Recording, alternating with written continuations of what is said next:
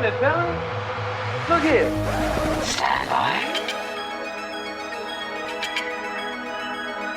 One for C-Lab, two for Troy Eagle, three for Wolverine to round out the trio. In this episode, everybody dies. Broadcasting live from inside the power band. This is the blah. In this episode, everybody dies. I'm your host, Kevin, also known as the Wolverine, with my super-powered friends. Ben, also known as Jarhigo. From the cult of Jarhigo. The cult of Jarhigo. Greetings. Yes, the cult of Jarhigo. And salutations. And with us, as always, is C-Lab. What's up? The Chad Lab. Welcome to the show, folks. We're talking about a 80s movie, a 1983 80s movie, and that would be Blue Thunder, dude. Roy Scheider, Daniel Stern, Warren Oates, high-tech helicopters in the era of high-tech helicopters, dude. So, let's get into it. High level. The progenitor of high-tech helicopters, it seems. Sure. The Blue Thunder was an actual helicopter. I mean, it had some shit bolted onto it, but it was real. No, it was a French helicopter. It was a real chopper. That's right, French. Yes, it was a real helicopter that they, I don't know, like bolted a different chassis to. And they put a bunch of shit on it. Spatial. Tried to make it look like a... the Gazelle. An Apache. An Apache or something, but it kind of just, I don't know, looked like a beagle. It was like a dog? Sort of beagle-like face, yeah. I want to see a dog-faced helicopter now. No, I feel that, dude. I look at cars and I think about Phish. They all have like a fish face to me. Phish? Biddle diddle biddle diddle. Dude, you know what? I'm going to kill you just for saying that. Look into the finance box just to check my status. Oh, God, dude. Please. Look into the microscope. I see Golgi apparatus. Every time I look at a car, I think Phish, bro. I do. Not that Phish, fish. Like Phish actual, tour. Like I think like funny like Asian fish from like various Asian societies, you know, that have like funny faces, you know, like the grill is like a giant mouth. Okay. I can see that. A lot of modern cars that are sort of more aerodynamic, yeah, kind of have those like, you know. Goji apparatuses? Koi fish. Yeah. Koi exactly, face. Man. It's like a animated Sort of. koi face. Yeah. I love it. We're just diving right in here to fish face cars. Getting into it. What does Blue Thunder look like to you? Tell us in the comments section. That's right. Tell us in the comments. Is it a or call us beagle live or a fish? right now at 855. We're taking a poll right now. 41 Live on the air. 32. Again, that number is 855-432-4132. Right on, dude. Calls from the That is public. 555-2368. Calls. Yeah. I thought the thing still looked good. It was pretty tough. It was a pretty cool looking chopper, man. Yeah, it was cool. It's no Airwolf. No, but it's cool. no, it's cool looking, but it definitely looks like a beagle to me. I love it. I love it. Like an airless beagle. All There right, you so you want to segue that into more high level, Ben, or do you want to leave your high level as beagle faced helicopter? Mexican hairless beagle chopper. Sure, I'll go. Go. So I haven't seen this in a really fucking long time. Same here. For a really fucking good reason. That was why I wanted to watch it. Nice. And, I mean, there's some attraction there. There's the helicopter. There's Roy Scheider. I love Roy Scheider. We all love Roy Scheider. Friend of the show. R.I.P. We loved you, Roy. Great actor, great guy. Anyways, it became quite clear to me that this was a movie built around a cool-looking helicopter, essentially, which is kind of a theme for the 80s. You know, they did stuff like that. They would just sort of, come up with a thing and sort of build a movie around it. And I don't know if that's actually what happened, but that's what happened. Seems like it, yeah. Super young Daniel Stern. Pretty awesome. Like 15 young dude. Jaffo. Holy shit. Fucking Jaffo. I'm totally buying it. I found a Jaffo hat online. I'm totally Oh, buying it. fuck yeah. Dude, fuck yes. Probably the best thing about this Anyone that movie walks is up to you and that gets the hat. reference deserves like a double high five, jumping chest bump. Or a Steve's Yeah. double chili cheeseburger, dude. Or a bloomin' onion from No Outback doubt. Steakhouse. There you Sure. go, a bloomin' onion, mate. Bloomin' onion, mate. From the most annoying restaurant chain to One of the most ever exist. annoying radio advertisements. And a kookaburra. Oh my god, dude! Get some kookaburra wings. Do they have was kookaburra a- wings? Really? Yeah, they do. I love it. Pretty sure they do, yeah. I'd eat those Oh, I have a motherfuckers. They're so wallaby. loud. There was an Australian cat that lived on the island, man, and Joe Wright knew him, and he used to tell me all these stories about the guy and how he would go off about that place, dude. Yeah, it was all the Sam. time. He would get so no, it wasn't Sam King. It was some other guy, Okay. some burly Aussie guy, and he would get so fired up, man. Dude, Sam went into that Steakhouse, one of and those get one him time, so kicking and pissed. screaming and yelling, and they loved it. He was going in to try and pick a fight, and they were all like, "This is great," and he got really mad about it. He got so frustrated that he just stormed out like Man Geek Sunday. Wow.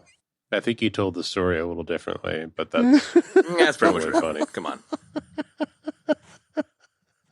no. I mean, it wouldn't surprise me. So yeah, Outback Goodness Steakhouse. gracious. So, are Movie's you good. guys done interrupting my Yeah, highlight? yeah, totally. Sorry, dude. I know that was terrible. So sorry, that was terrible. Sorry. No, whatever. I'll leave it there. No, It's keep got some going. good actors. It's got some good actors. Warren Oates. He was Malcolm great. McDowell. Like, Yes. it's got some stuff going for it, but it just outside of like Roy Scheider being a badass and playing it subtle and cool. There's not much going on here. No, it's the same Sort of idea like, as building the He-Man show around the toys, Ben. Yeah, totally. It's like Blue Thunder : Sky Pervs. Right? Yeah, dude. We never even got a Blue Thunder toy. I mean, like, come on, what the hell? Came with a house with a naked chick inside, like the There playset. were models. There were models, but not toys. Yeah, I'm sure, but Love not it. toys. Chad, do you want to go next, or do you want me to? Go next? Sure, man, sure. As I teased last week, this was one of the like dozen movies that were in my father's Betamax collection, and I definitely got to know this one quite well. I mean, especially the helicopter yoga scene, and it's I don't know. I've got nostalgia for it, but like you guys, I haven't seen it in a long time, and I knew the reason why I hadn't seen it in a long time because this is about what I expected. But like I have to say, like I was fine watching it. Like I didn't have a bad time watching it at all, and then kind of like delved into the making of stuff and how much passion everyone put into it, and I kind of am like, yeah, right on, dudes. Like it's definitely a flying toaster of a movie, but it was, it was entertaining enough. I had a good time, and they're definitely pervy dudes. It's a very ridiculous, very ridiculous story, which we'll get into, I'm sure. Which we'll get into, I'm sure. But yeah, the actors were great, man. I love, Alex from A Clockwork Orange, dude. Malcolm McDowell, he's the fucking man. So it was good. With colored hair, I was like, Yeah. wow, I've never seen him with colored hair. He's always had white hair as long as I can remember. Anyway. Well, except for Clockwork Orange. But, Yeah. Except for that, yep. Sensing Chad's finished with his high level. Yeah, that's it. will I'll leave it there. Begin my high level. So, first and foremost, I'm wearing my Airwolf t-shirt, which I love. Yeah. And oh boy, you're not going to Wyatt Earp this shit, are you? Right? no, I'm not. But I am going to say that I put this on. I fell asleep on the couch watching it last night. And when I woke up many hours later, there were episodes of Airwolf playing. You were on They had season 7 of autoplay Airwolf. Right. They were auto playing right after this. And I was like, That works. so wonderful. Just get all of the helicopter action going in one shot, dude. So this was a very emotional situation for me. I watched it the first time and I was like, man, again, I had seen it a bunch of times when I was a kid, haven't watched it in 20 something years. And I was like, man, this movie kind of sucks. I thought the music sucked. I was like, this kind of sucks, man. It was disappointing because I remember it being this like, kind of badass thing. And so it was super disappointing. And then I was like, well, and then I made that comment in WhatsApp about the music, and Chad sent that video over. And this afternoon I was like, well, let me give it another go. And see if I catch anything I missed or whatever. And I'm glad I did, because I was warming up on the second watch. I didn't finish the second watch, but I was warming up to it a little bit more. And I was like, oh, yeah, that was good. Yeah, he was really good like that. You know what I mean? So yeah, there was some of that, but I'm still kind of basically where Ben is, or where we all are, it seems. Like, it was just like the plot was kind of vapid, and I feel like they concentrated on the wrong things at the wrong time and put like too much in the beginning, and then, you know what I mean? Like it just gave it this sort of herky, jonky, disjointed feel. Very jonky, right? Very jonky, the man. jonky. So I just to kind of continue right on in from high level, that was where I kind of landed with it, man. There were some things that were good, but just overall jonky. And I was just like, why is this like this? It's just kind of weird, man. And what does it have to do with the goddamn Olympics? Right. And what does it have to do with anything, man? Because like the ending, the big kind of battle that everybody's like kind of waiting to happen, it's just kind of like, what? I was just like, what the fuck were they thinking when they fucking wrote this and shot it, dude? It's like right in the middle of downtown, dude. It's just like fucking civilians everywhere. We already got to see the guy at the test site blow the shit out of the civilians anyway, dude. Totally, so it was a foregone conclusion, right? Go ahead, Ben. Yeah. No. I'm sorry. I'm in the wrong pot. I was thinking about the sort of the final battle where like F-16s are trying. Yeah. Oh, yeah, well, I didn't even get into that bit. Yeah, totally.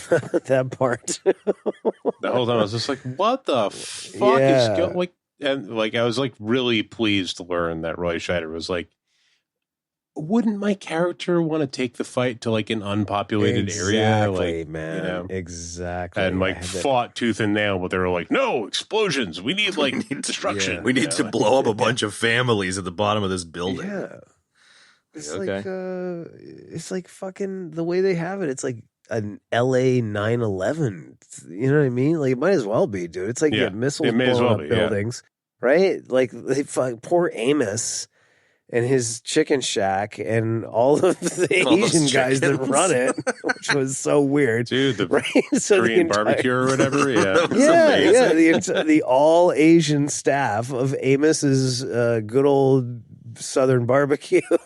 I love it, dude. And I love how they wrote in that. This is very, very bits and bobs, but I love how they wrote in the owner of the shop hears the helicopter, is like, everybody get out, and they all run out before the building blows up, so no civilians die. It's like, okay, guys, okay. But it's like, what did you have, a sixth sense that there was like weapons on the chopper? They're gonna shoot missiles at you. There's like barbecued meat like raining from the sky. That was fucking hilarious. Yeah, it was actual barbecued chicken. Did you guys see that nugget about it where like yeah, he said it would cost like 4 to 10 times more for rubber chickens. Oh, but they said they dropped the chickens, and then they started cleaning up, and a bunch of homeless dudes came out of nowhere and helped them clean it up by eating it all, which like shouldn't be funny, but it's kind of funny, man. No, it is, but the part, like when I read it, it had the cleanup part in quotes, which was funny to me.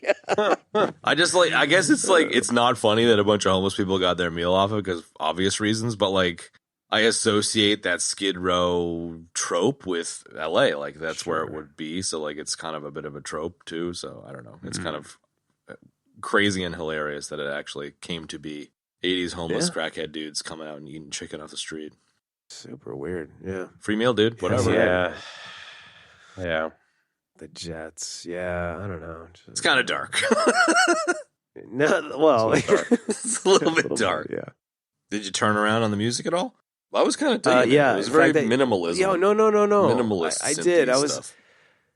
I was like, I when I started watching that video and I started watching the movie, and then I took a break, like, I don't know, it was about 45 minutes ago, and I put through that video on. I wanted to watch it before we got on the air, and I was like, oh man, this is really good, dude. You know, the video is great, and I was paying more attention to the music and to other things when I watched it the second time. So I don't, you know, like I was really like watching Warren Oates, and I was like, dude, this guy is not only playing an excellent ball busting chief, but he's doing it really well. Yeah. Like, you know, like he played Sergeant Hulka in Stripes, which I've seen. Yeah, I need to watch that again. Easily, I don't recall like him. over 100 times. Yeah, it was like we had it on tape. It was on HBO. Like I watched that movie so many times. I still watch that movie if I find it. You know what I mean? So that's what I know him from. And sadly, he died before this movie came out. Which is but nuts. like when I really watched it again, yeah, and was paying attention, I was like, man, he's giving a really excellent performance in a sort of lackluster movie. Like it's got some highlights like that. You know what I mean? Yeah, he was fucking great. Like, he was the ball-busting chief with, like, I don't know, some paste pecani sauce on top. Like, he had some extra shit going on, you know? Yeah, but his dialogue was good, too, which also made it better. Sure. I'm not even shit-talking. I just mean, like... I know. You need to get the basics of the ball-busting chief right, and if you get the basics right, it's good enough. But he got the basics and had that other layer on top, which is, like, yeah, it's one of the better ball-busting chiefs. I kind of like how they were, like... He kind of busts balls, and then he kind of like is buddy with Shcneider as well, like has his back and stuff. Which normally that trope doesn't really have as much of that, so it was cool. I feel like it was more. Yeah, I feel like it was more like they wrote the part straight, right? Like not like taking the piss in any way, and then he kind of played it straight, but there were points where there was levity in it just because of the nature of it, but. He never went over the top with it. He never did anything like stupid with it. You know what I mean? Like, yeah. I mean, those other ones are funny. We love them. Yeah. But there's some good lines in there. But it's like he's not. You're not like, oh yeah, typical ball busting chief. You're kind of like, oh no. He's like he is busting his balls, but it's like this is like solid. He's like really giving a good performance here. You know? Yeah, totally. That was pretty excellent. That was fun. I just kept thinking Sergeant Hulka. Yeah, exactly. Right? I was just saying that. Totally. I told Chad Ben that I have seen Stripes probably easily over 100 times, probably more than that. It was either playing on the VHS or playing on HBO when I was a kid constantly, and we watched it so many times. Yeah, dude. Classic. So, dude, yeah, I'll always know him as Sergeant Hulka, dude. That movie, as funny as that movie is, that RV that they get in that movie is really kick-ass and armored, and it has all kinds of weapons on it, dude. Yep. What was the thing called? The EM1? Yeah, I think it was. The EV one. I just watched it recently. Like, did you really? Remember. Yeah, it was just on like randomly. I think maybe like when I went home for Christmas or something. It just happened to be like that's the place where it would be on. We caught like the last like third of the movie, you know. There you go. Yeah, that's the EM1, I think it was. That thing versus Blue Thunder. I'd be interested to see that. Dude, Battle RV versus high-tech helicopter, battlecopter. Why not? Braddock's lines were so fucking good, dude. Whose? Fucking Warren Oates, dude. The fudgesicle bit was so good. I know, man. So you're watching Bugs Bunny and gnawing on your fudgesicle. Like, what? So fucking good. He had some like there was some classic. No, you better get back here. We just came up with a hot mince pie under each arm. Dude, you sound like him, man. Okay, bro. On my way. Oh shit. Yeah. Fucking so good. You're supposed to be stupid, kid. Don't abuse the privilege. That was so good. That was great. Yeah, I mean, he's a highlight for sure, man. He's definitely a highlight. He's probably the highlight. Of the movie, I mean, I've got like I legit love Malcolm McDowell, but I wasn't as pumped on his character in this one. Like, it was fine. I have no problem with it, but yeah, but that's because the movie sucks too. Yeah, exactly. I guess. Yeah. And he is playing a straight up evil British douchey dude. He is. And like to kind of we can go back to the ending, and I'm sure we will, because there's a lot going on there. But like just to jump to something else, like the way they handled the flashback scenes was just, it was so poorly placed in the sequence of the movie, and it didn't show enough, and it didn't tell enough. You know what I mean? For me to really like give a huge amount of shit about it.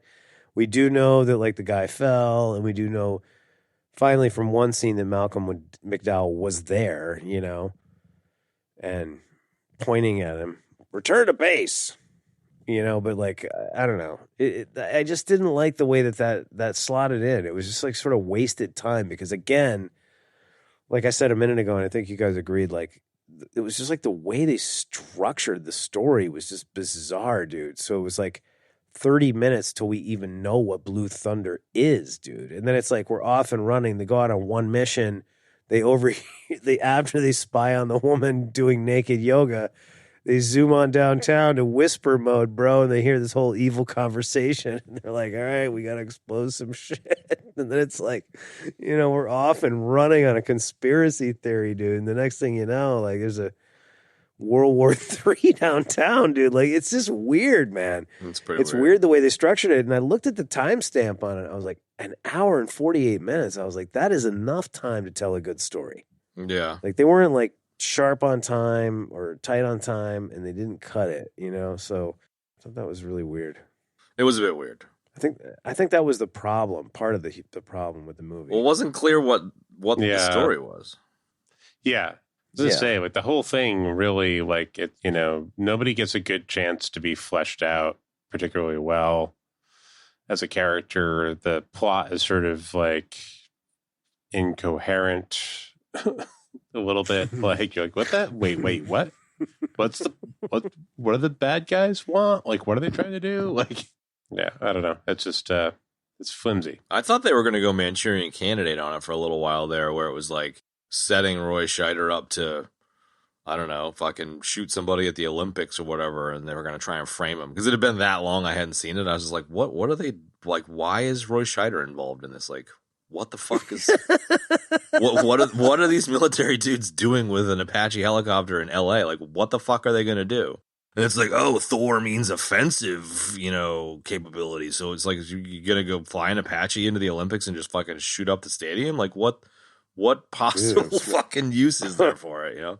It just makes no sense. Smelling some bing bong ding dong coming, Chad. Lay it on us, man. More to do with the the surveillance capabilities, etc. Yeah. But like, that's what I don't get is like, okay, well, I guess maybe that's it. Maybe it's like the surveillance would have been thought of as horrifying in the eyes of the public, and therefore they wanted to keep it secret. But like, I live in a post-Snowden world, so I'm just like, oh yeah, they spy on you. Imagine that, you know, like. Yeah, like, right. Yep. Exactly. Yes. Yeah. I mean, but this was sort of forewarning that. Yeah. But kind of poorly and not explicitly enough. Like, forewarning it with a helicopter. Yeah, right. Totally. Yeah. And the irony of when they get in there and Murphy's like, oh, what's that? And he's like, oh, that's the switch for the cabin mics. It records everything we say in here. And he's like, yeah, let's just turn that off. Yeah, let's just turn that off. He does him one better. He's like, I'll take the fuse out. Yep. You know, it's like absolutely making sure that's not going to happen. I'll just put the little fuse right here. You see where I put that? Wink, wink. So when I die later, you'll know where to get it. I'm going to hide it for you for later. So when I get die, because I'm wearing a red shirt, you can find it and then hear the secret tape that I made for you. Oh my God, dude. So good. The guy was like Olsen from Star Trek, bro. No doubt. It's very all over the place. I don't know. It's kind of all over the place. And yet, at the same time, kind of vapid and fun at the same time, dude. It's amazing. It occupies all I don't know. these Maybe spaces. just the simple idea of the helicopters going on patrol, I found really funny. I don't know. I just can't imagine that the actual aerial unit at the LAPD flies around being like, "Hey, there's a guy who jaywalked over there. Call it in." You know, it's like right. surely they fly around like doing other types of support. Hey, there's a guy in a red cap selling drugs. Oh, that's one of ours. It's like, oh, didn't you get the briefing? Yeah. Falcon Eye Shcneider, dude, with his Right. oh, dude, you got a spotlight in the dark, and you're like, oh yeah, oh that's Bob from accounting. You know what I mean? It's like, what? Wait a minute, dude. give me a little bit of a break, here, Right? You know? Pretty funny.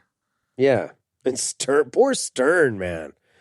I wanted to get out of, just do something different. Just get out of the, the getting shot and Kicking getting in the doors. car and all that. Well, hey, guess what? You know what's going to happen in the next 30 minutes? You're going to die, dude. So it's even You're better. gonna get run over by a car brutally.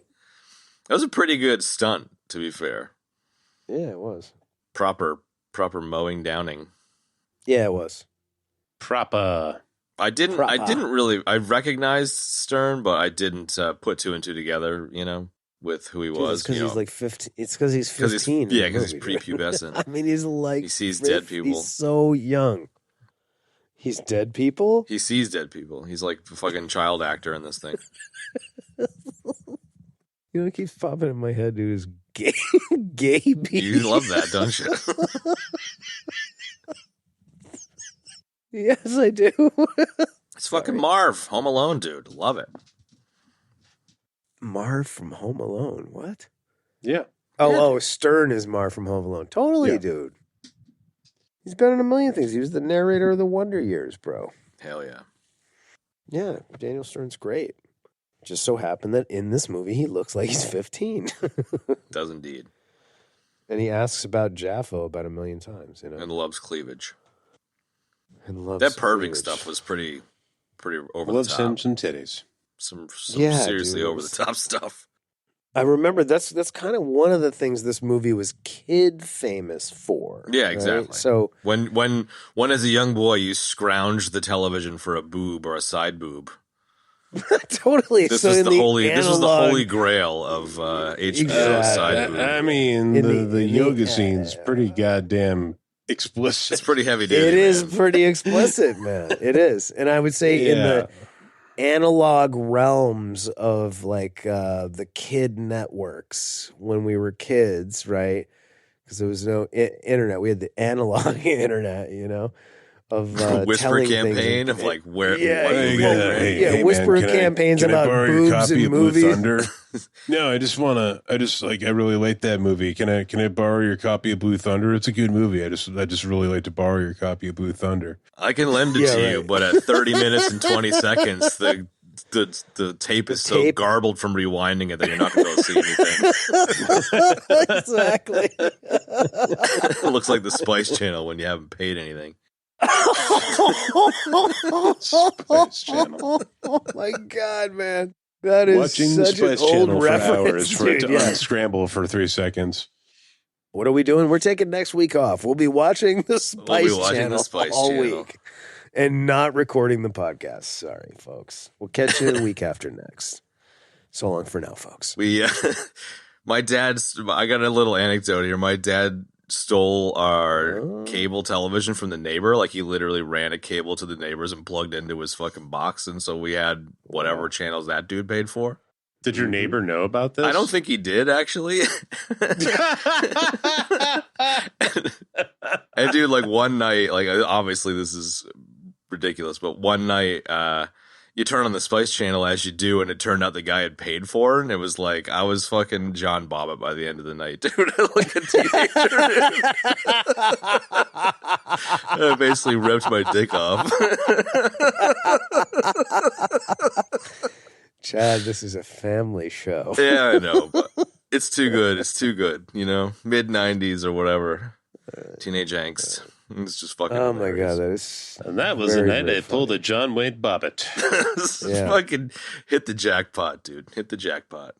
The jackpot. Hey! It's like grab every blank VHS tape. I was like putting tape over the little thing on my sister's Care Bears movies, fucking taping over it. I don't give a fuck.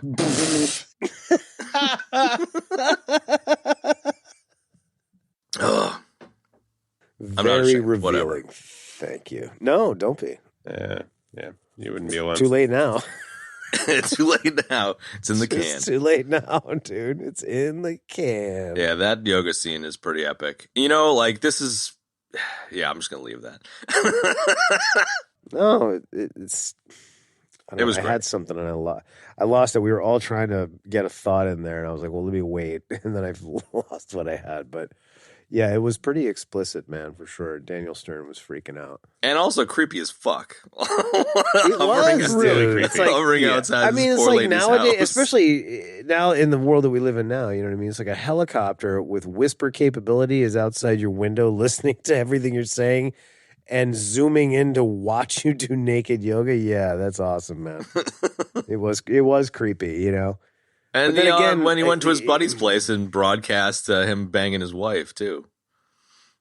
Yeah, also bad.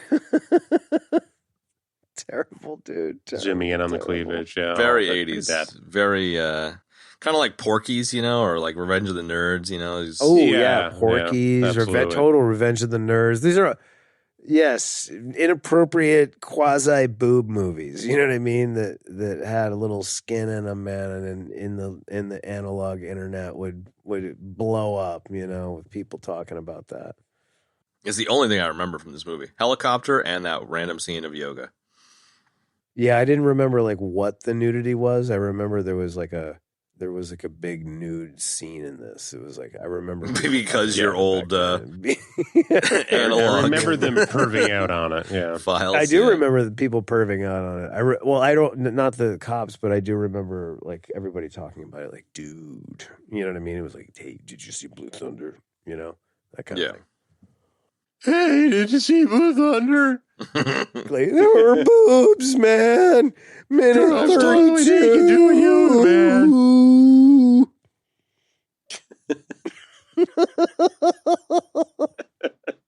So good, man. So good. So, Can I take Please, a just death, go. an off-screen death here, where I was watching the film and seeing Roy Scheider over and over again, and I was like, I love that dude, and I was trying to remember his name, and I couldn't quite get it, and so I kept like, you know, it's like Schrodinger's name, where you've almost got the name, but you don't quite have it, and you can't quite lock it in. Mm-hmm. I was constantly calling him Rob Schneider, and now I kind of want to talk about Rob Schneider starring in this movie because I kind of feel like that would work too. that would be very funny, actually. It would be. He would Roy have killed it. Scheider, Right. Rob Schneider. In the part made famous by Roy Scheider, Blue Thunder 3, starring Rob Schneider. Dude, right? Yeah. I mean, Rob Schneider was played by Armand Asante in Dread. So In a world of armored helicopters. I kind of just, you know, I feel like of all the people in the world that could have a really good non-flashback, it would be Rob Schneider. You know, he fits the bill. Perfectly. He's the perfect age, too. He really is. He really is. All right, what else in this ridiculous horn of Schneider. plenty? I really liked his wife, man. Candy Clark. She was, or girlfriend, Yeah, I or whatever, did too. on again, off again, whatever the hell was going on there. She was just Not his kid. she was wild, man. The whole car thing. Mom, you missed the turn. Okay, Just loopsie-loo. turn around. Yeah, we One just go way. the wrong We way just- in traffic, and that like Yeah, sets up the exactly. whole like, you know, Love it. driving over the bumps in the like drive-in and shit. Dude, that later. drive-in was awesome. Do a power slide in the middle of a 3-lane one-way road in a Vega, dude, and go back the other way. Wee! I'm driving. She's got some moves behind the wheel. She was great, man. But she was great at the with the tape too, man. When she went in, and I forgot that guy was that slime ball from the beginning of the movie, man. And she was like, "I don't think so." And then Dick Cavett comes downstairs, and she's like, "Okay, you're cool." Yeah, and then that fucking security guard pulled out that little shillelagh thing and knocked the guy out. I love those little things. Little cop-style Vulcan neck pinch. Smack him on the back of the neck thing. Whack! Back when a video of a guy saying they're going to kill someone is so sensational that it would have stopped the presses. It's like every fucking 10 minutes some knucklehead on TV nowadays is saying shit like that and no one cares. Love it. Catch you later. Oh man, all I could think of was Slater from Dazed and Confused. Whenever I heard him say that, Yeah. Yeah, remember Slater? He was always going, check you later. And then Yeah. one of the dudes in the movie even makes fun of him. He's like, Slater, you're such a dork. Check you later. That's what I kept thinking of, man. It was pretty cheesy. Yeah, it was cheesy. Whatever. What else, man? They both drove very cool cars, man. Yeah, the Trans Am was sick. Shcneider's was an 81 Shcneider. Pontiac Trans Am Turbo Special. It's pretty awesome. I was like, wow, sounds amazing. I mean, it looks pretty much like the straight up Smokey and the Bandit mobile. Definitely, dude. And what did McDowell have? Was it a Corvette or something? It's a Corvette, Stingray. silver Yeah. Corvette Stingray. with silver Corvette with silver leather interior. I loved Rich the way that Shcneider left and after the Caribbean. day's work every day, peeling out around the cones. Oh, yeah. It's just my thing. Totally, dude. This is how I unwind. I get that. And McDowell rattles him and he I knocks totally that get one that. cone over. I know. It kind of had a little Top Gun-y kind of. It vibe. yeah, it did have a little kind of predates some Top Gun, but it had a little Top Gun. It does. Towel snapping in the shower rivalry thing going on. Yeah, dude. Well, it was weird. It was more than that. It was like they actually wanted to kill each other, and you couldn't tell. I mean, and then they fucking Malcolm did McDowell actually pulling the try to pin, kill each other at the dude. end. Right? I don't know. It was like the whole car scene is very. It seems like there's some bit of sarcastic levity there. You know, he's like, Murphy, are you threatening me? And he's like, no, that's a promise, man. Yeah, I'm telling you, bro, right? And the very next day, the very next scene almost, we get the chief coming, I got to talk to you, douchebag over here. He filed a formal complaint about tattletailed. the threats you gave him in the parking lot yesterday, so we're going to have to ground you. I was like, really, dude? Like, No, dude. It's so stupid, and yet another stupid plot point that goes absolutely nowhere or is unnecessary. Dude, it was so unnecessary, that whole interaction.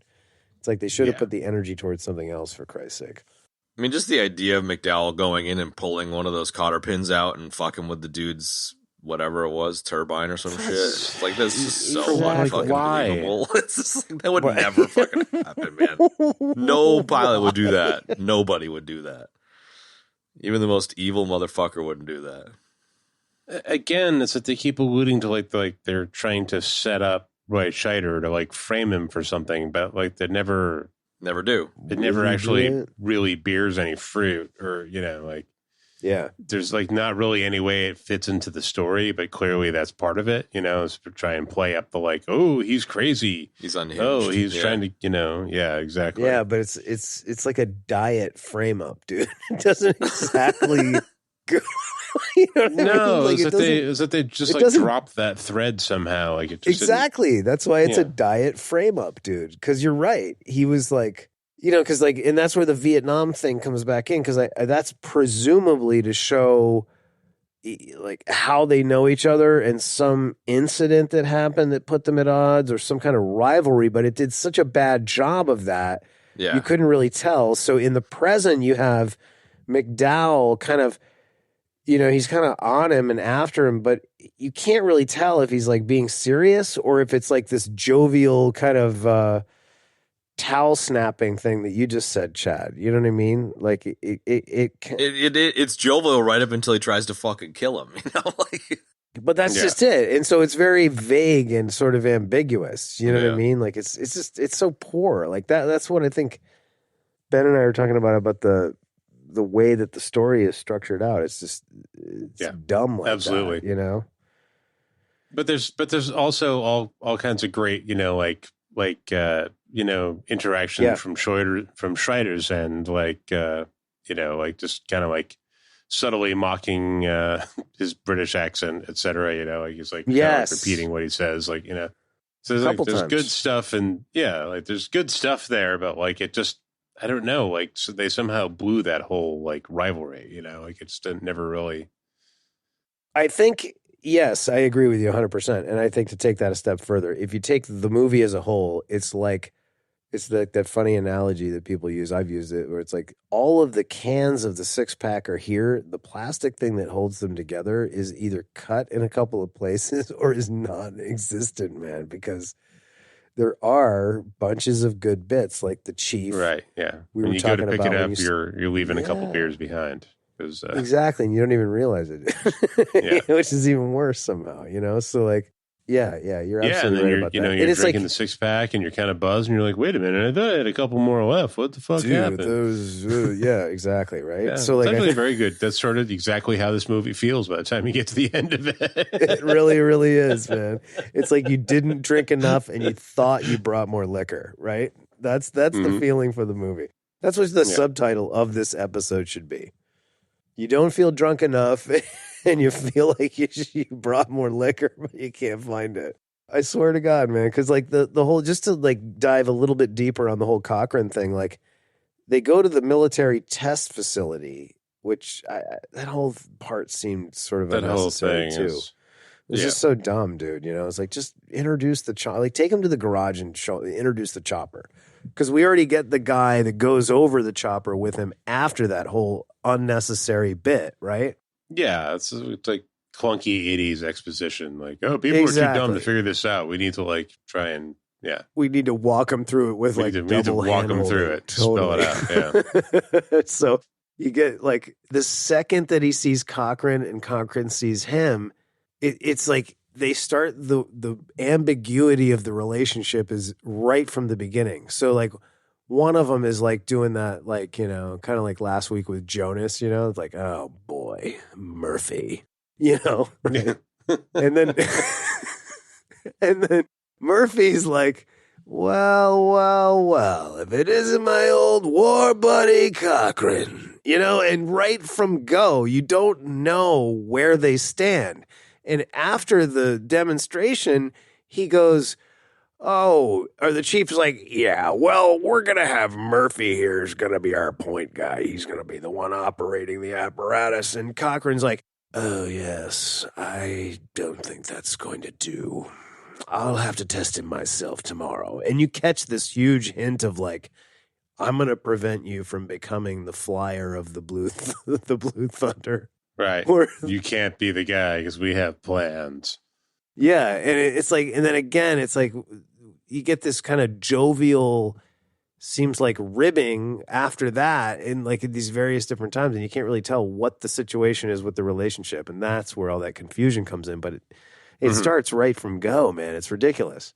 Yeah. It's like two different people wrote it and neither one of them actually made what they were trying to do happen, Yeah. Or like, there's like two different people wrote it, and then like they both argued with it about a third party, and the third party was like, "Okay, we're just going to use like a little bit of this and a little bit of this, but it's going to make the story just even more confusing." Confusing and just incomprehensible. Yeah, I guess they wrote McDowell's character in. Well, then that makes perfect sense. Yeah. I saw some shit about. I don't know if you guys saw the writer. It was fucking Dan O'Bannon, who I didn't. It was like, that rings a bell, but then I looked it up and he wrote this. He also wrote Alien and Total Recall and some of the heavy metal movies. So I was just like, how does a legendary writer like that fucking come out with this piece of shit, And I guess they... Meddling. Yeah, exactly. Meddling by the studio. So I guess like it wasn't commercial enough for them because it was like Taxi Driver. They saw Taxi Driver and wanted to make like the helicopter pilot go crazy and shoot up a town. Yeah, yeah. Like, that's too dark, so... So here's this much worse, crappier movie. Yeah. The guy's not it makes psychopath. sense. Like, you can't really make a fucking movie about, like... No, I get that. Travis Bickle going rogue and shooting up a bunch of civilians, and it just wouldn't make money. It's too dark, and they couldn't spend that much money on a helicopter movie about that shit. I mean, it would have been interesting, but... So they wrote in the whole good guy, bad guy thing.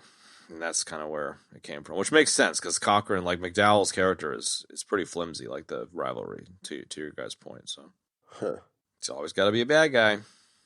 So to throw an early nugget in though, while we're sort of wrapping that part up, apparently Malcolm McDowell and Roy Scheider didn't know each other. They were adversaries in the film, but they became really, really good friends after, which I love, from doing this movie. They loved each other, and they loved working with each other. So they were always like, sounds like having the 1983 equivalent of a heavy-duty bromance. Yeah, sweet. Which I thought was cool. I like hearing about people That getting is cool. along like that, becoming buds. I know, me too. I really liked that. Like Patrick Stewart and Ian McKellen are like super buddies. Yeah, exactly. They really are. Yeah. Yep. Yeah, dog. Captain Picard and You Shall Not Pass. You know. So Captain Picard goes to call Murphy into his ready room, and Gandalf blocks the door and says, "You shall not pass." Yo, speaking of Captain Picard, I'm going to fucking old school segue. Speaking of Captain Picard. Speaking of Captain Picard, please. it turns Segue out us. that the dude that made the model F-16s was a dude named Greg Jein, and he Yep. worked at ILM, and he Yep. made the mothership for Close Encounters with his team, and he also he made Picard's Enterprise, the first hero model for Picard's Enterprise. It's kind of cool. Oh, I didn't know that. I read that he did Star Trek, Close Encounters, and Star Wars, but it didn't specify. What he Yeah, did there in was some Star like Trek. memorial In stuff the to clip him I read. when he died, I guess, that talked about it in more detail. So yeah, he it didn't really look like he did a lot of Star Wars stuff, even though I read that same thing. But yeah, the mothership from Close Encounters is pretty fucking.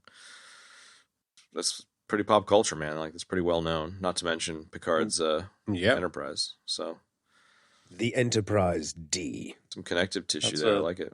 That's The a movie I'd F-16s like to were do soon. the whole scene was kind of dog shit. To be fair, like I didn't really have a lot of time for the effects there, but it was interesting that it was like a legendary dude in the model space.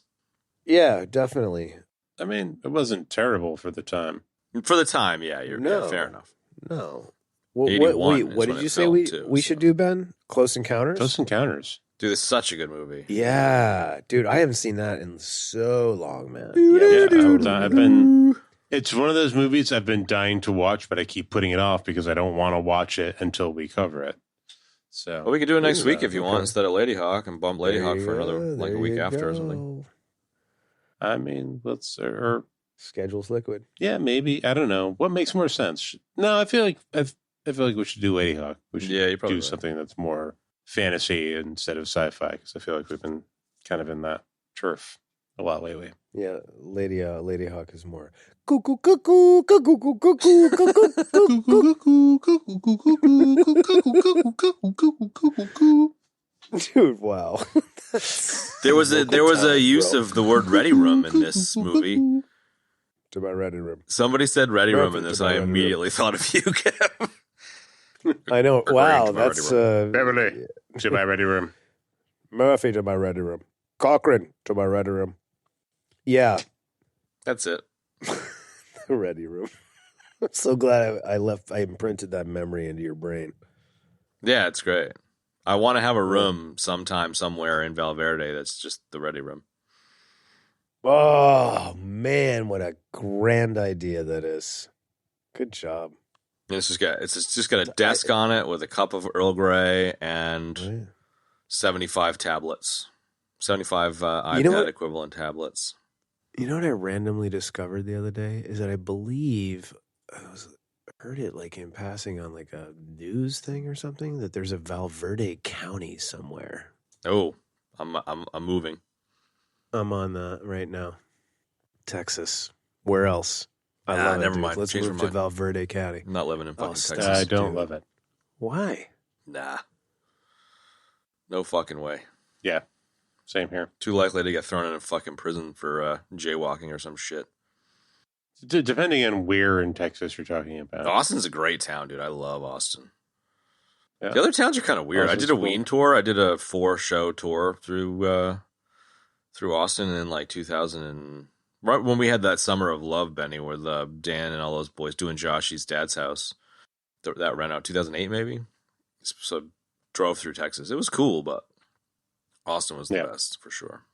But I couldn't live there.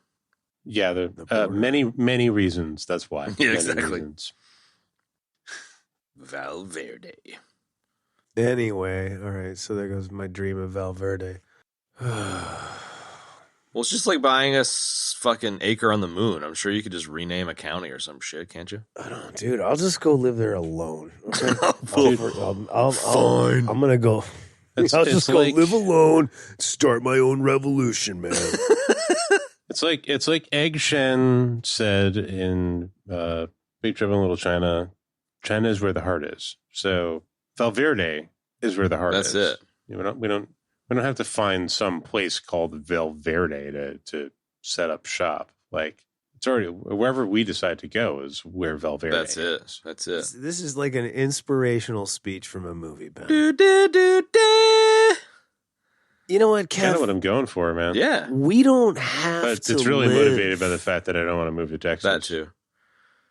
I would totally live in Texas. But I like Kev. Your comment a moment ago is Good luck, sir. Is how people move to Texas. Where you were like, fine, I'll go live by myself and start a revolution. It's just like every other dude that moves there and begins a militia of some sort. That's Just, not the case, dude. Go be an individual and a rebel, just like Joe Rogan and I love it. fucking I love it. Elon Yeah, Musk. Rogan lives there. He's doing good. Open to comedy. No, club. you're missing the irony of my statement. It's like go be a loner and an individual and a rebel and get on a Harley Davidson. I love it. Oh my god. Again, I'm gonna move there myself and start my own revolution. Okay. And build my own bunker, Yeah, man. and you're not invited. Fine. And thus ends the show. And thus ends the show. That's it, folks. After we almost We made it quit. to 250, but not quite. I quit. I'm moving to Valverde. Is there anything else in this movie? Because I kind of don't know if there is. Well, I feel like there should be. The final helicopter fight, man, like, despite the fact it makes no sense, it was pretty cool. Practically shooting in downtown LA. Like, that's pretty fucking cool. Dude, I agreed with Roy Scheider's thing that his character would never do that. He'd lure them out of the city. But it looks and, cool. and I agree with that. Yeah. Yeah, it kind of looked cool, but it was just kind of crazy too, man. It was just like, I mean, there was some good like flying going on, you know. That's Like, what I there's mean. some good like right. real helicopters, like, you know, chasing each other around kind of shit. So Yeah. that's definitely a plus. Yeah, it was, and we got to see that the Blue Thunder, in fact, was not completely bulletproof. Yeah. As he got shot. Yeah, Rob Schneider took a 20 mil round and is apparently totally not. fine. I know he gets nailed in the shoulder by like a high caliber round. It's like, dude, By a you'd be fucking pretty thing that would cut your fucked body up. in half. Like at least a That's 50 what I'm cal. saying, dude. That's what I'm saying, dude. So, you know, there's that, right?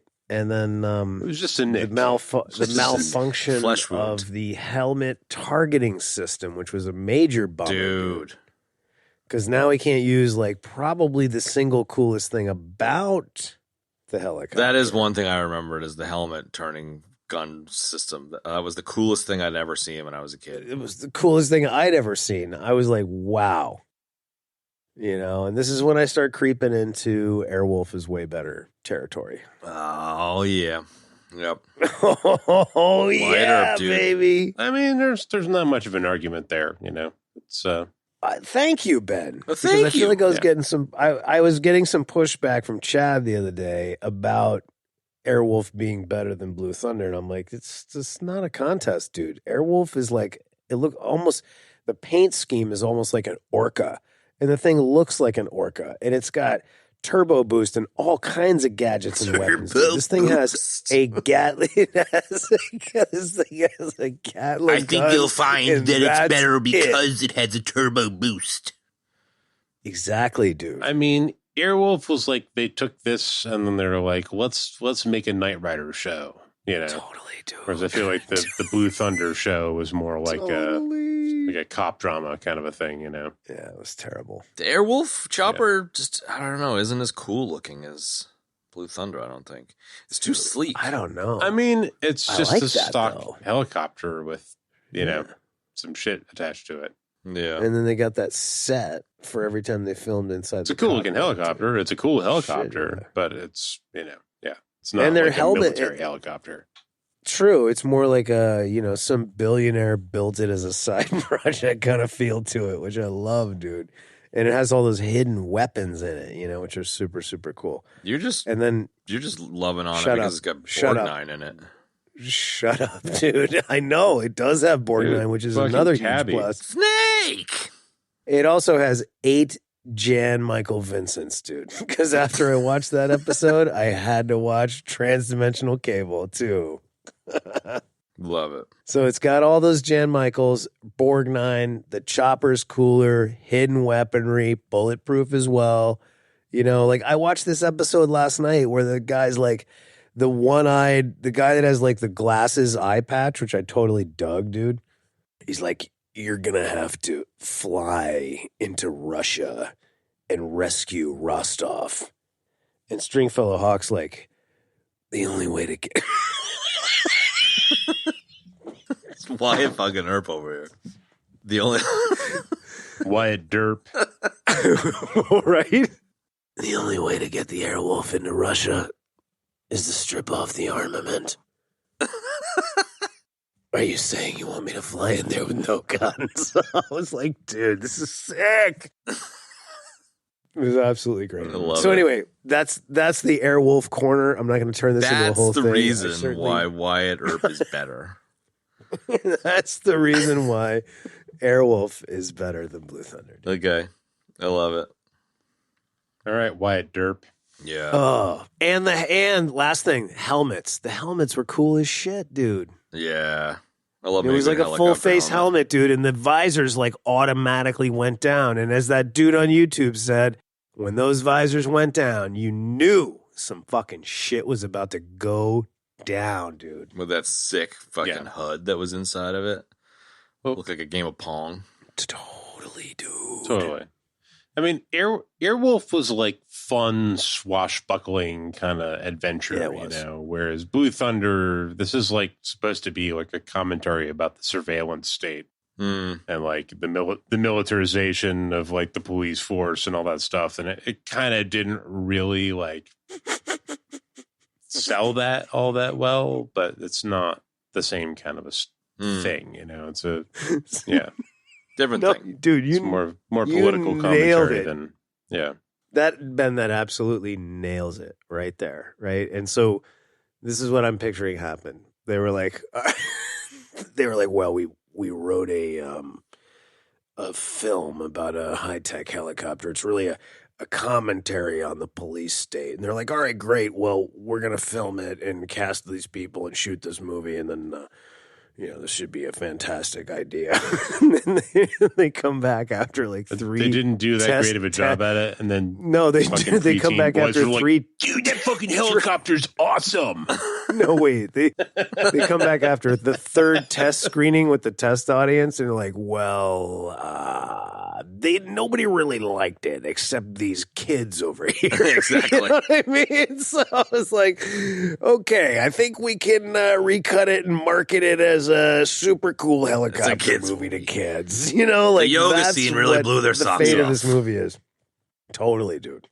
I mean, the helicopter is kind of like an antagonist, like at the end of the movie, Roy Scheider lands the fucking thing in front of a train to fucking blow it up so nobody can, wield that power over the public or whatever. Love it. Yeah. Which is admirable, but like it almost feels tacked on at that point, It does feel tacked on, dude. Not only is it tacked on, but they didn't even go anywhere with it. It was just Rob Shcneider shrugging. Rob Shcneider. He just shrugs and then it freeze frames. Directed by. It was like, okay, bro. And like the end titles were all super bleep bloopy. Oh, they were like bleepiest of bloops. Boop, boop, boop, boop, But like the other thing was like, it's like the chopper blows up and like and I feel like this is like the 3rd week in a row we've got like massive gasoline explosions in these movies, right? Massive explosion, dude. And Roy Scheider's walking away in slow motion. He pulls up the collar on his members only jacket and he's like, I'm out of here. You know but what like, I mean? the bleep bloop credits at the end were like when it goes like, I practically expected to hear like the Hulk end credits music. yeah, totally. Dee-doo-doo-dee-doo. Oh, But no, it'd be that's like, Halloween. Murphy went on to have 3 more kids with Kate. You know, like, you know what I mean? He named his firstborn Lyman Good. It's like, That's okay, right. dude. Stay tuned for Blue Thunder 2, Grounded. The Thunder Down Roy Under. Scheider, yeah. Blue Roy Thunder Scheider goes to has 3 more Australia. kids, and now he's a stay-at-home dad. Like, but he drops the kids off in fucking choppers. They rope down. Holy shit. So that's it. That's Blue Thunder, everybody. Yeah, and next week we're doing Blue Thunder 2, Grounded. The sequel that was never made. Personally, I wouldn't fly with him for a bull that pissed Jack Daniels. Blue Thunder Oh my 16, God. 3 helicopters and a baby. Yeah, there you go. Starring Blue Ted Danson. Thunder 16. All his kids are grown up. All he has now are baby helicopters. Right? I want Ted Danson to be in that so bad. Right? It's an attack helicopter. In a strange turn of events, Roy Scheider's final child is a baby attack helicopter. Right? It works. It just works. It's like the works. iPhone. It just works, Ben. It just works. It just works. Just picture like a model helicopter cesareaning itself out of the section. Just like cuts itself out. Totally. Since we're bits and bobsing already, we're going to just bits our way to the old end zone here, folks. Just transition straight into the old bits and bobbin. Dude, Kev, I mean, we'd be Yes, remiss go. if we didn't mention that sweet Casio. Oh, well, that was, I had a couple of things on my list for bits and bobs. The Casio is definitely one of them, dude. I don't know. I still don't know what the model fuck he was Casio doing, but that I like was. it. It was like a full screen countdown timer. So it was like it would switch to that full screen countdown timer. I don't know what Casio ever had that, dude, but it was so awesome. I wish that they would reissue that particular Pretty sick. reference. That was the director's actual Was it definitely a watch, I guess. Casio? What's that, buddy? Was it definitely a Casio? Yeah, you can see it. He does a close up on it, and in the upper corner, Nice. I was like, "I'll be damned, a Casio." You know, so yeah, it was 100% a Casio, and that thing was sick, man. I would totally buy that in a hot minute if they re-released that. They've re-released almost every watch from like back then, and that is not one of them, but it will be. So there was We can that, and then re-release there was the. Yeah, exactly, right? A special edition collaboration with Casio and the EBD podcast. So, a couple things. The Chief also had a very excellent mustache. He And did. since this was like basically his last movie and it's Sergeant Hulka, dude, we have to just honor this stash. It was pretty So- sick. I don't know how many Chiefs we've had that were of the ball-busting nature that had Quite a few. stashes, but did we? 'Cause I would this say one that was we're excellent. easily past a dozen at this stage. Wow. All with stashes? Oh, I don't know. Certainly have a handful. Okay. So he's not the Well, first. I was just trying to pull up a picture of Hulka with the stash, and then like I was like, oh, there must be another one next. And literally the next photo is the yoga chick, like full on, like Nice. legs wrapped around the back of her head. Right? Some nerds purchased the Blu-ray version Jarhigo What the and they fuck? zoomed in when they paused it. And the high definition enabled them to get very close, and then they posted it on the internet once it was recropped. That's it. No stash on him in Stripes. No, dude. No. It's been a long No, time. no. Sergeant Hulka was awesome, dude. He single-handedly infiltrated the entirety of Eastern Europe. He Searching single-handedly for the infiltrated EM1. my heart.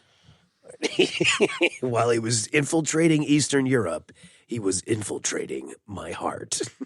My heart. There you go. Boom. Boom shakalaka.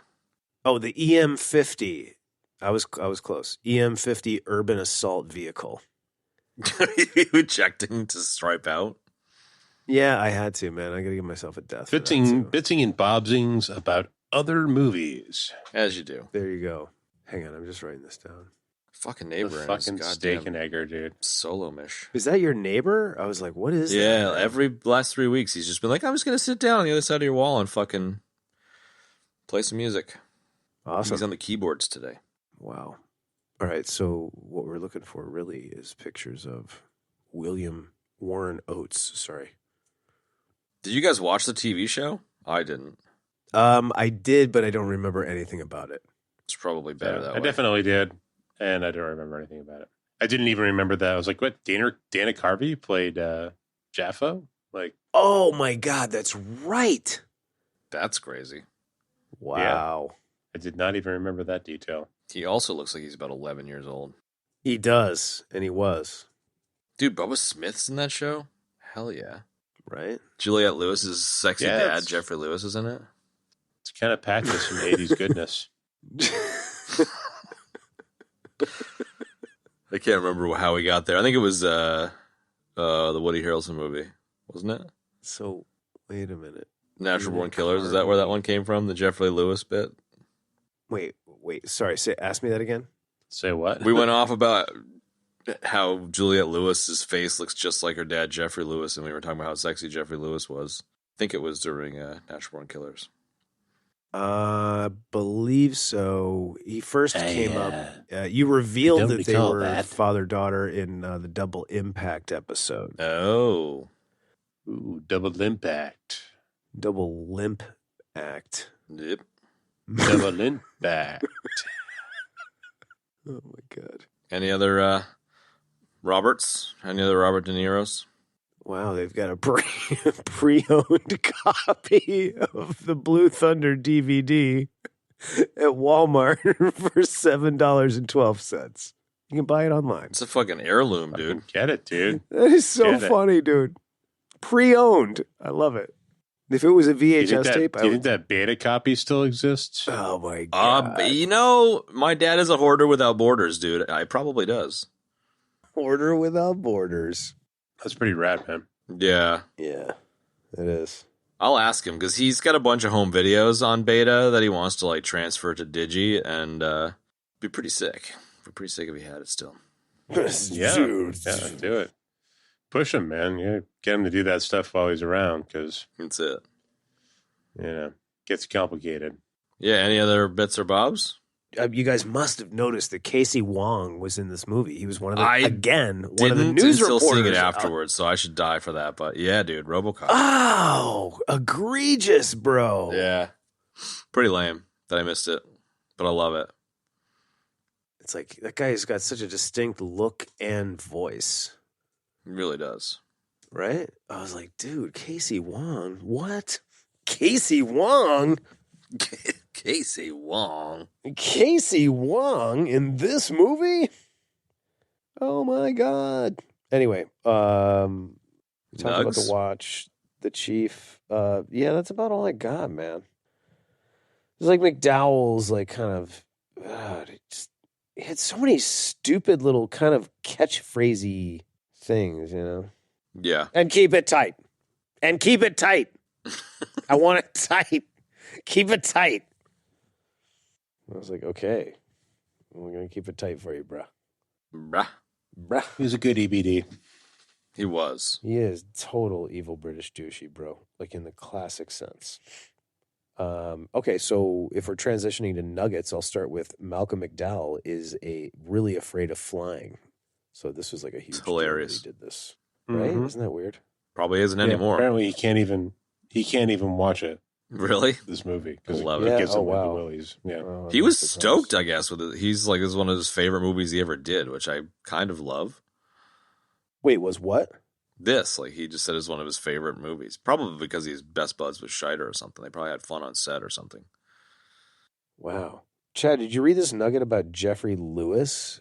Probably. What is it?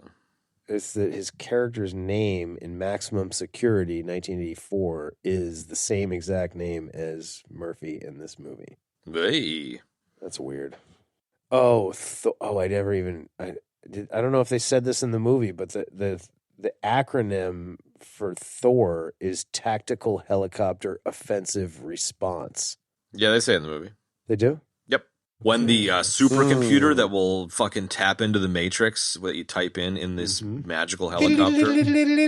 It's like, search for me. Your file's deleted. Basically just a giant search for bleep, McDowell. right? It's like, Soul Survivor.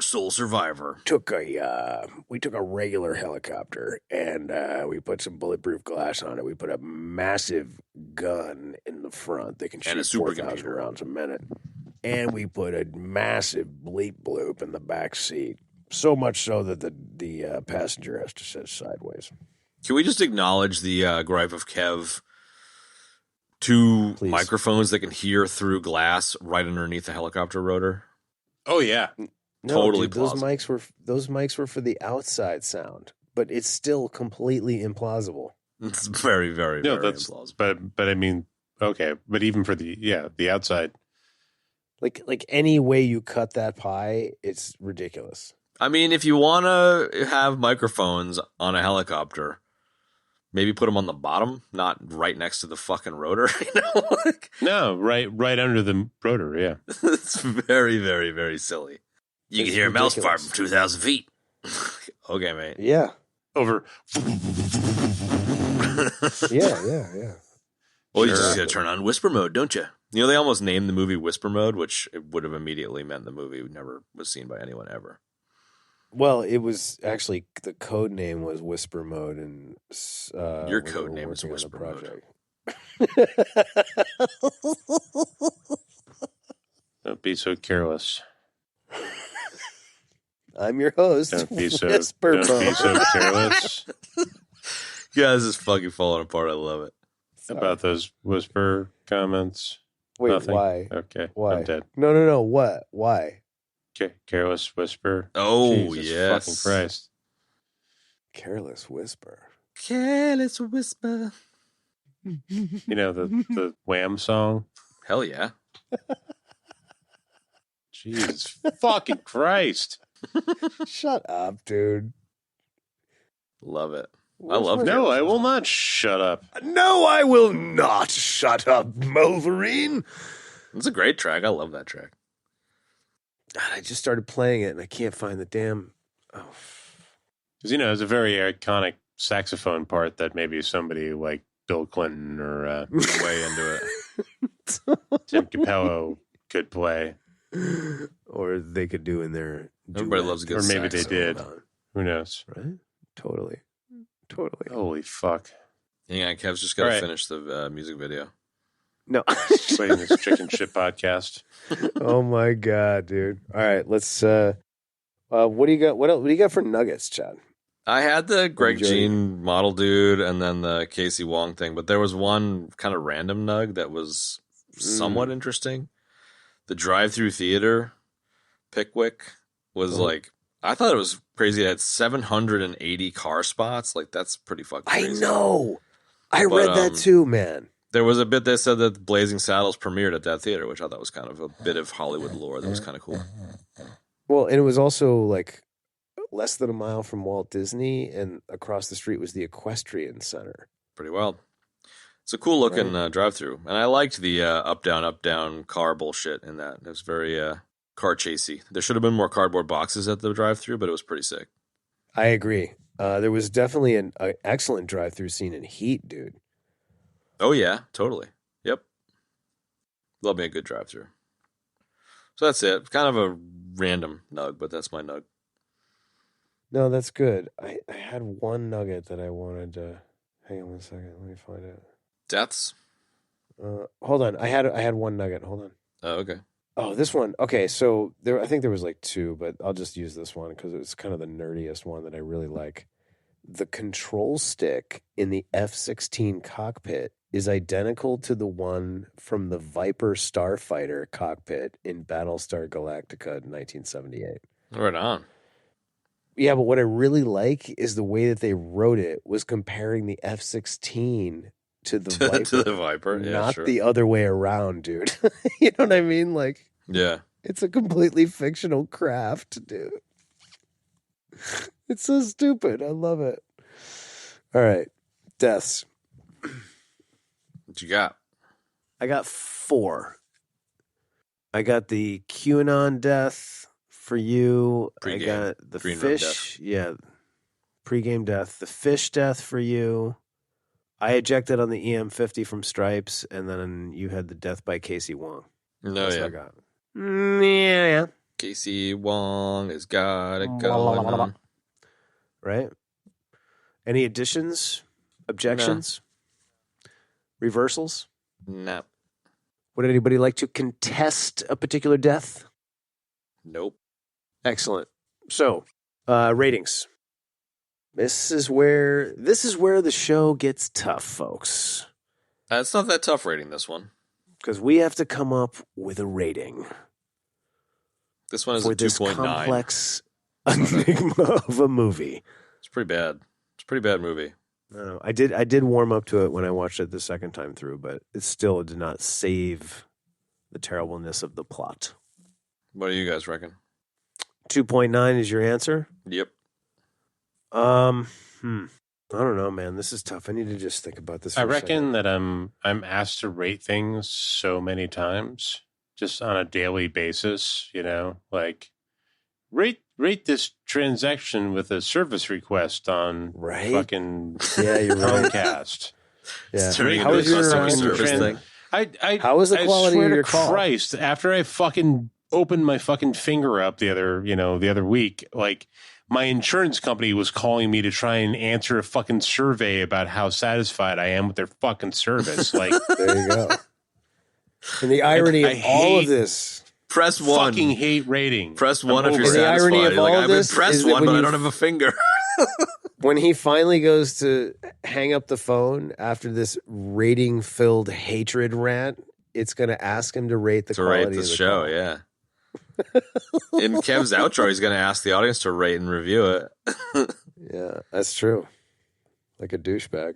I am very over just being asked to rate. Is that every an abstention fucking then, Benny? transaction that I have in my life Yeah. now? Like, It is annoying. how was that for you?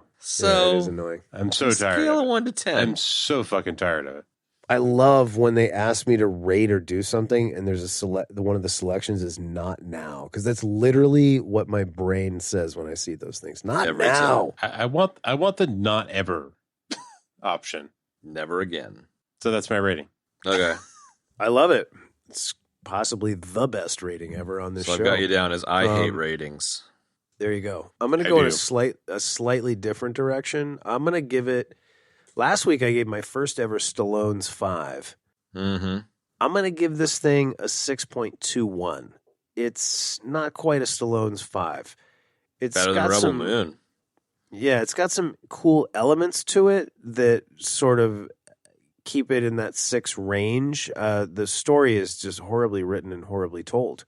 But the dialogue, certainly by some of the characters, the chief in particular, is excellent. And he was excellent.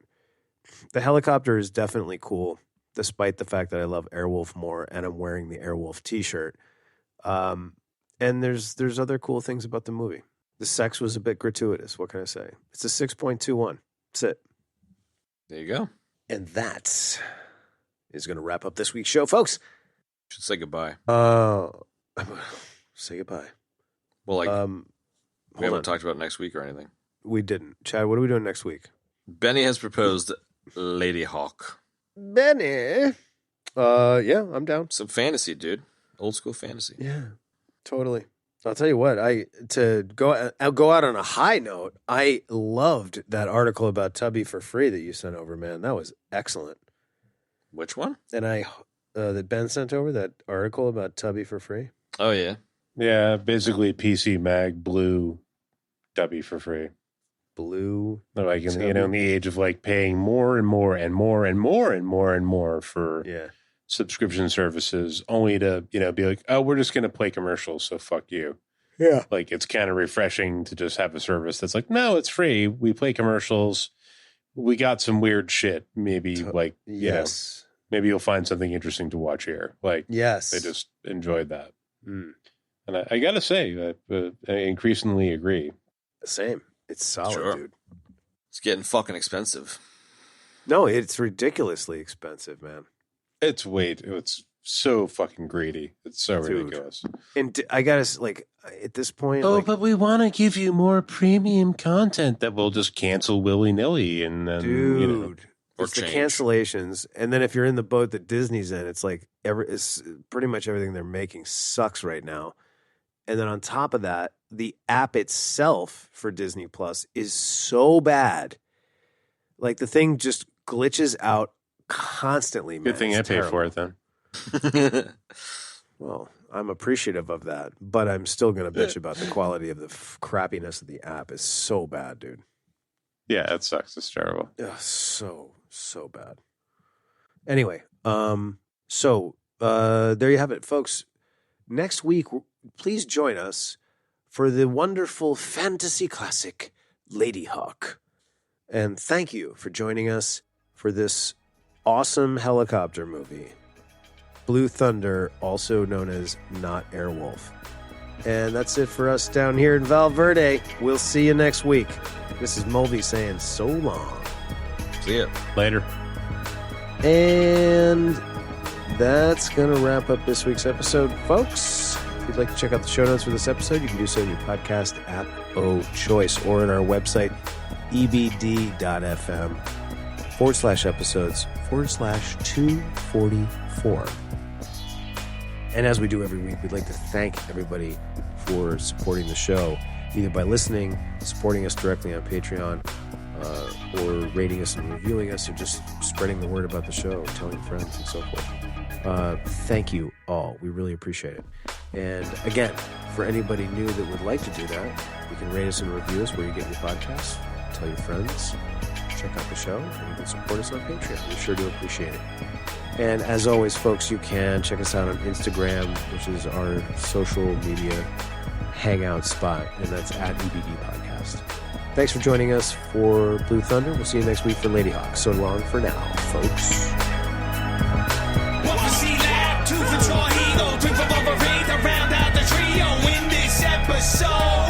Everybody dies.